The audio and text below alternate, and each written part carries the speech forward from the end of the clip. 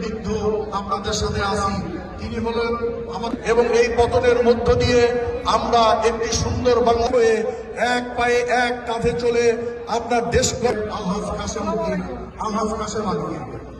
আমি উপস্থিত যারা আছেন, এখন দরকার ঐক্য ও সংহতি। কিছু টেবিলে ফাঁকা আছে, 8 জন করে সকল টেবিলে বসিয়ে দেওয়ার ব্যবস্থা করুন। অনেক গণ্যমান্য ব্যক্তিবর্গ সম্মানিত মেহমান সেটা করবেন। এই পর্যায়ে আজকের ইফতার মাহফিল উপস্থিত হয়েছেন পাবনা জেলার সুযোগ্য জেলা প্রশাসক জনাব মহিউদ্দিন মোড় সহ আমাদের অন্যান্য অফিসের কর্মকর্তা।